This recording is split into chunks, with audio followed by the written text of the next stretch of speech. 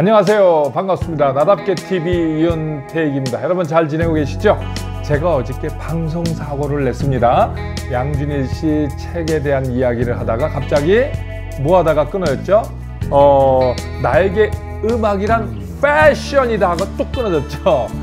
무슨 사연이 있었냐면요. 제가 어제 이 양준일 씨 동영상을 찍다가 깜빡했습니다. 뭘 깜빡했냐고요? 제가 최고경영자 과정 저녁에 강의가 있었는데 그 출발할 생각을 안 하고 녹화를 뜨고 있었던 거예요. 그래서 깜빡해가지고 그쪽에서 전화가 오는 바람에 아차차 큰일 났다 하고 정신없이 갔는데요. 딱 그래도 1분 전에 도착을 했어요. 아유, 내가 왜 이러는지 몰라 이러면서 운전하고 갔어요. 자, 오늘 그냥 2부로 처리를 할게요. 그냥 1부로 딱 끝내고 다시 새롭게 시작을 하도록 하겠습니다.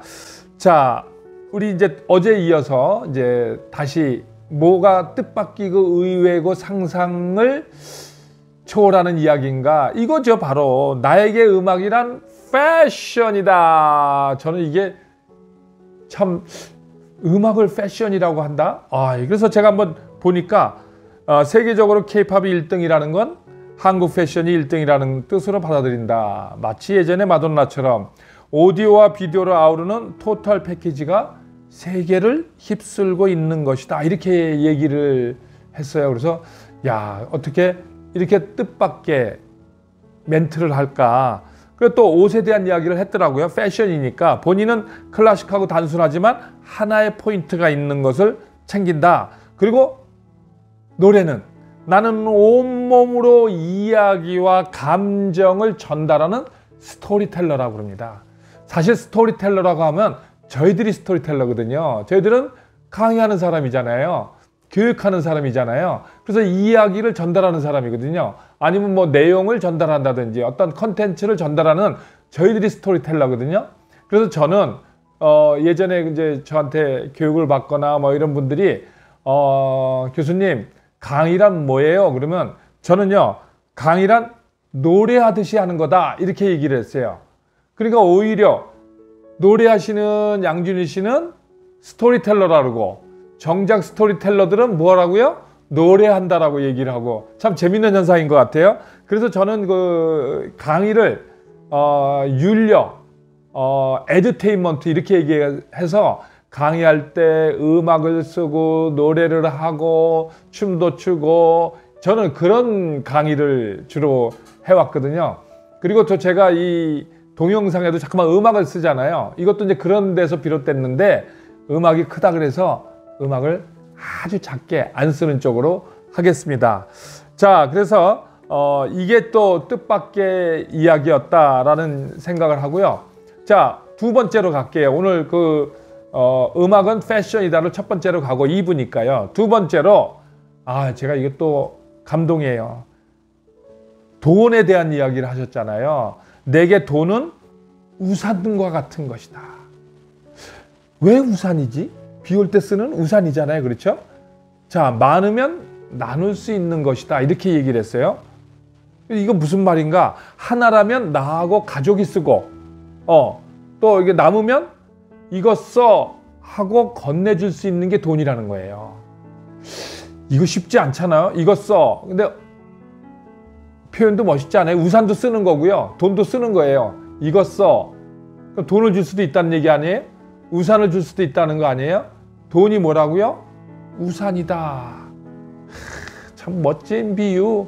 어떻게 이렇게 할 수가 있을까요? 그리고 이 나눠줄 줄 아는 마음. 어떻게 이거 써. 그리고 우산 주듯이 돈을 줄 수가 있을까요? 저는 한번 생각을 해봤어요. 과연 그럴 수 있을까? 그래서 저는 저에게 돈이란 무엇일까? 라고 생각해보니까 그냥 저도 모르게 이렇게 툭 튀어나오는 거예요. 돈? 피지! 피와 같은 거지. 이렇게 나와요. 저희들은 참 어렵게 살아서 그런지 돈을 뭐 그냥 이렇게 피땀 흘려본다 그랬잖아요. 예전에는. 그게 이렇게 들어갔나 봐요. 그래서 돈은 피다. 그럼 피는 누구하고 나눌 수 있는 거야? 그렇죠. 뭐 나하고 피를 나눈 사람한테 제일 먼저 우리 양준일 씨 얘기한 것처럼 가족한테 우산을 씌우겠죠. 그리고 그 돈을, 그 피 같은 돈을 그러면 그 굉장히 아주 귀중하고 소중하고 생명이란 뜻 아니에요. 그래서 저는 남한테 이렇게 양준일 씨처럼 이거 써 하고 주지는 못했던 것 같아요. 거래 법칙으로 줬던 것 같아요. 네가 이만큼 일을 했으면 그에 상응하는 걸 준다. 거래 법칙에 의해서. 저는 자식들한테도 안 줬어요. 뭐라 그랬냐면 너희들 스스로 벌어서 써라. 자생력을 길러야 된다. 세상에 공짜는 없다. 스스로 뚫고 나오지 못하는 나비는 날 수 없다. 그러니까 너희들이 스스로 벌어서 스스로 써라. 이렇게. 글쎄 이거는 뭐 어떤 옳고 그름 뭐 좋고 나쁨이 아니잖아요. 어떤 기준인데 저희가 50대 초반에는 그런 생각을 가졌다 하는 얘기를 말씀을 드리는 거고요. 그래서 가치 교환의 법칙이라는 걸 저는 아주 철저히 지켰어요. 그래서 저는 돈을 돌로 보지 않고 돈을 금으로 받던 사람이다. 자, 이렇게 제가 말씀드리고 그럼 돈 벌어서 뭐 할래? 늘 가지고 있는 거죠. 저는 뜻, 길, 돈이라는 책을 썼거든요. 뜻이 있는 곳에 길이 있고 길 따라 돈이 온다. 돈을 벌려면 뭐를 잘 세워야 된다? 뜻을 잘 세워야 된다. 그러면 돈을 벌어서 또 뭐 하는 거냐? 뜻 있는 곳에 쓰는 거다. 이렇게 이제 제가 강의를 하고 저도 그렇게 살고는 있습니다만은 돈을 우산으로 표현할지는 몰랐고요. 그걸 이거 써라고 줄 그런 게 돈이라는 개념. 이건 완전히 상상을 또 뛰어넘는 멘트였습니다. 자, 세 번째 성공에 대한 이야기를 했더라고요. 우리 성공 많이 얘기하죠. 사람은 누구나 성공하려고 하죠. 경쟁에서 이겨서 성취하고 그걸로 인해서 또 만족감도 느끼고 성취감도 느끼고 또 물질적인 보상도 받고 그래서 남들로부터 인정을 받는 이런 것이 성공이다 해서 우리 쫙 왔는데 우리 양준일 씨는 뭐라고 했냐면 성공은 소유가 아니라 관계에 달려있다. 이런 게 뭐에 달려있다고요? 관계. 그러면서 이분이 참 소중하게 얘기하는 게 뭐냐면 가족과의 관계를 이야기하는 것 같아요. 그러니까 우리가 일을 열심히 하잖아요. 그렇죠? 밖에 나가서 하는데 결국 누굴 위해서 이렇게 열심히 하는가? 이것에 대한 근본적인 목적, 누굴 위해서 우리가 성공하려고 하는가? 무엇을 위해서 성공하려고 하는가? 이런 것에 이제 하나의 돌아가는 게 결국 사랑하는 가족? 이런 부분을 또 이야기를 하시는 것 같습니다. 저는 뭐 성공이라는 단어도 나쁜 건 아니지만 저는 성공의 시대를 넘어서 성장의 시대다 이렇게 얘기를 좀 제가 하고 저는 뭐 성공에 대한 걸 의미와 보람을 느낄 수 있는 것 그것을 했는가 못했는가 아무리 많은 걸 이뤄도 물질적인 가져도 내가 그것에 대한 의미와 가치를 못 느끼고 보람을 느끼지 못한다면 그것은 성공이 아니다. 저는 이렇게 얘기를 합니다. 그래서 저는 뭐 누가 굳이 얘기를 하면 이런 얘기를 했어요. 죽어서도 가져갈 수 있는 것에 투자하라. 그게 뭘까요? 제가 얘기하는 건 의식 수준을 높여라. 모든 것, 물질, 돈, 뭐 우리가 눈에 보이는 모든 것은 우리는 가져갈 수가 없다. 저는 가져갈 수 있는 것은 영혼의 수준이다. 그래서 제가 의식 경영을 한국에서 처음으로 이야기를 하고 스피리추얼 비즈니스에 대한 이야기를 했습니다. 저는 성공의 개념을 그런 쪽으로 보는 거죠. 영적인 의식의 성장 그리고 마지막에는 완성까지 생각하는 그런 것을 저는 완전한 성공이다 이렇게 얘기를 하죠. 자, 이게 좀 다르고 그 다음에 이제 두 번, 세 번째에서 네 번째네요. 네 번째 행복에 대한 이야기를 또 했어요. 자, 행복이란 머릿속에 그린 기대감이다. 머릿속에 그린 기대감이다. 무엇이 행복이 아닌지를 아는 게 중요하다. 야, 행복보다는 뭐가 행복이 아닌 것이 무엇인지를 알아야 네가 행복을 찾을 거 아니냐. 네가 찾는 행복이 무엇인지 아는 게 중요하다. 그러니까 아마 이런 것 같아요. 세상 사람들이 생각하는 그런 행복, 세상 사람들이 원하는 행복, 세상 사람들이 인정해주는 그런 행복이 아니라 내가 좋아하는, 내가 선언할 수 있는 그런 행복, 이런 거를 얘기를 하는 것 같아요. 근데 저는 뭐 이렇게 얘기했어요. 행복은 해석이다. 행복은 내가 창조하는 것이다. 저는 이렇게 강의를 합니다.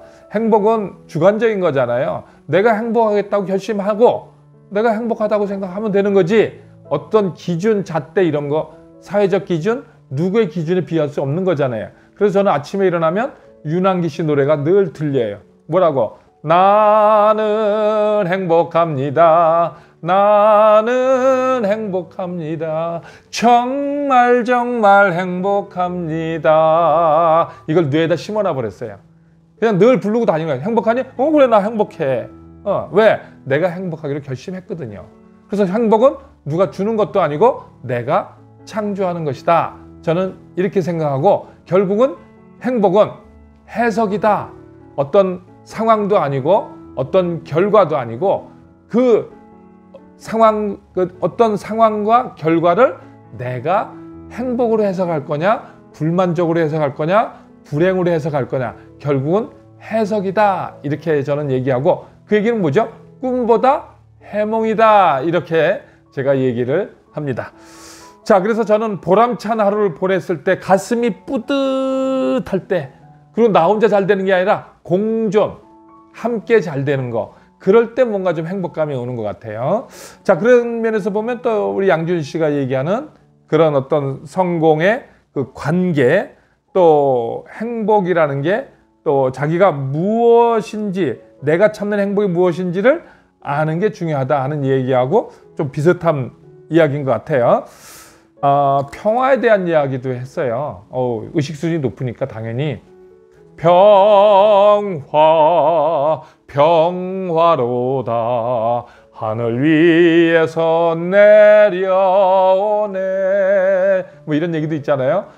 그래서 여러분이 어디 가서 평화 이렇게 얘기를 하면요 평화의 파동이 내 몸에서 나가기 시작한다는 거 아시죠?